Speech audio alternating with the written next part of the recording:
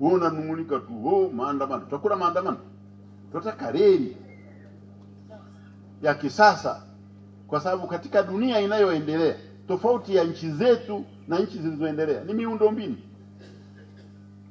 Ukifika tu unaiona barabara pana, kuna reli zinakwenda spidi, kwa hiyo biashara inakwenda spidi. Hakuna biashara ya kisasa ya kuuza vitu kwa matenga tu umebeba kichwani. Hiyo ni biashara ya zamani. Biashara ya kisasa ni ile inayokwenda namna gani? Very fast. Speed. Ilani ya Chama cha Mapinduzi inataka reli iunganishe Pugu, Tanga na Arusha kupitia Moshi, kupitia Kilimanjaro.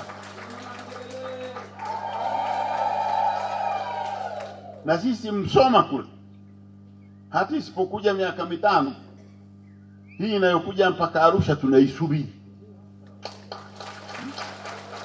Na ili tuipate, tutahakikisha CCM inaendelea kushinda. Ilani sasa inasema Msoma tujenge bandari kama hatua ya kwanza ya kupokea nini? Reli. Na reli ikifika itakuwa inatokea Arusha, inatuunganisha na Tanga, na sisi tafanya biashara kati ya Msoma na Port Bell ya Uganda. Kwa namna hiyo vijana watapata kazi kwenye reli, au sio? Lazima utafute majibu ya matatizo mapya. Kwa nafikiri ziko njia za kufikisha ujumbe. Kama una matatizo unafikisha ujumbe kwa njia nini? Ya amani.